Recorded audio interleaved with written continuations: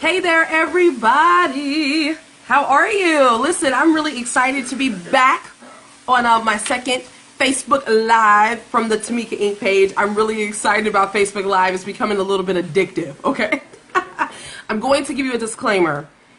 There's so much activity happening in the house, but I wanted to make sure that I did come to you today, this evening, because there was something that was on my heart, and I wanted to be able to just correspond with you and communicate and to talk about it and to just dispel some myths and hopefully encourage some authors that are out there. And I'm going to tell you, again, there's a lot of activity that's going on. We've got a dog that's roaming around here. The husband is cooking. Dinner's late. Yeah. The husband's cooking. We got family here. So you may hear some people in the background. And because of that, I'm going to definitely try to keep things brief. But I wanted to give you the perfect formula. I think this is the perfect formula. It's the perfect formula for myself on how to choose the topic for your first, your second, your third, your fourth, your 10th, your 15th book. I can't even tell you how many books I've written. It's been over a dozen, but I honestly go by the same exact formula every time I even think about the type of book that I want to write, or when I'm trying to decide if it's even important for me to do it or if it's even worth my time, right? Because everybody's busy. Okay, I just gotta say, I'm so excited about my book, Smarty Pups. It just came out last week. It's not my first children's book, but it means a lot to me. It's a book. It's a bilingual book for children of color. So this is a new series that's launching, and I'm just really, really excited about it. But I actually had someone ask me today, well, how do you pick what you're writing about?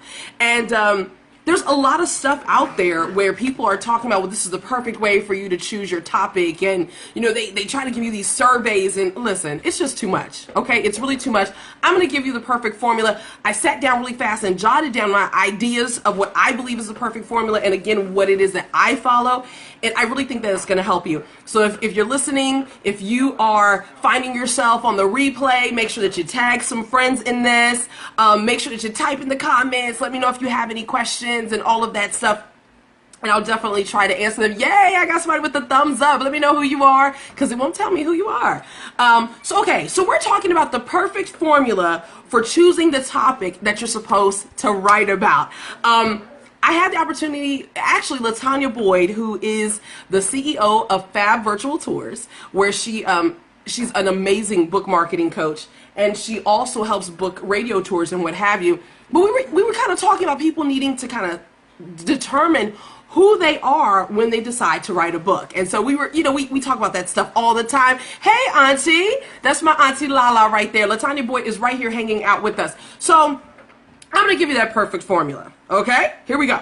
The first thing that you need to think about when you are wanting to choose your topic for the first, second, third, fourth, 20th book is, what are you passionate about? Listen, the book that you write, I don't care if it's a short book like Smarty Pups, where, I think maybe there were 24 pages here. It doesn't matter whether it's that, whether it's a longer book, where the book is 250 pages. I've written one from one end of the spectrum all the way to the other. You're establishing a relationship with the book.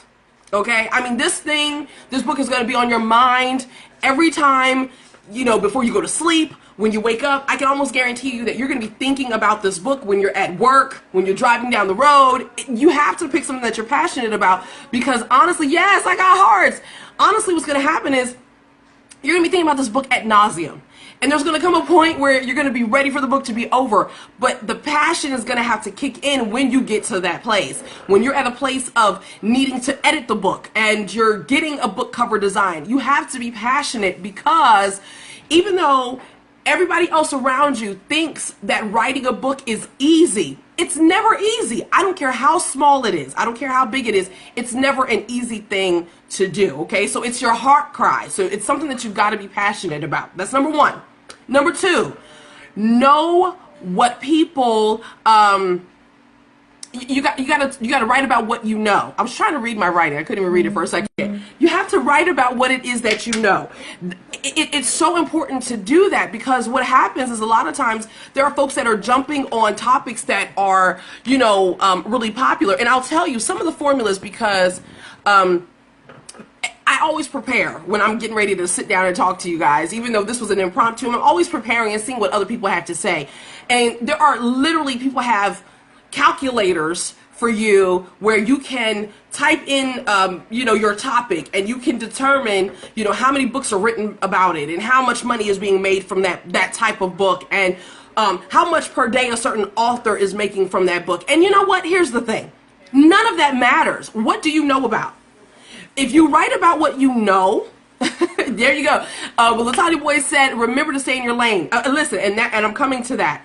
If you write about what you know, here's what's really great about that. You're going to know who else wants to know what you know. So that's called your target audience. You're going to know exactly who you're talking to.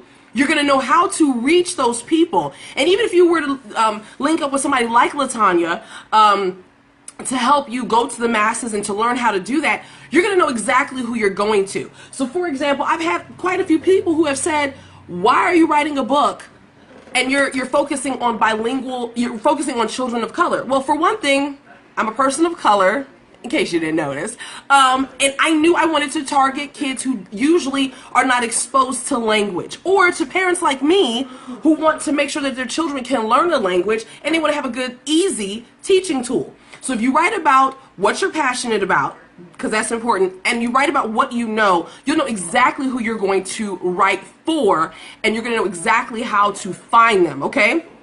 Which brings me to my third point, which, Latanya, you did it. You figured it out. You've got to stay in your lane. And again, now, like I said, there are people, it's crazy. Because I do a lot of research. I'm always following different people, different podcasts and what have you. And it's amazing where there are people that will tell you, this is how you can make $10,000 a month writing Kindle books, just releasing books electronically. And they will tell you, these are books you don't even have to know about. You don't even have to be an expert about it. And it's like, no, stay true to yourself. Stay in your lane. Because again, you can write a book about anything. You can pick you can do whatever formula that they tell you to do. But if you don't know who you're going after, then you've just spent time writing a book that for you really doesn't matter.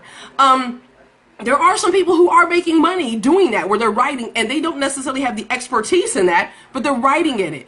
But let's be honest, again, it takes a lot of time to do it, and you have to make sure that you stay in your lane. And Latanya, I didn't even realize that was another point, but you got to stay true to yourself. Stay true to yourself. Know your target audience. You're going to be encountering people, if you're really going to promote your book, if you're just going to write a book and post it online and hope that it sells, okay, that's one thing.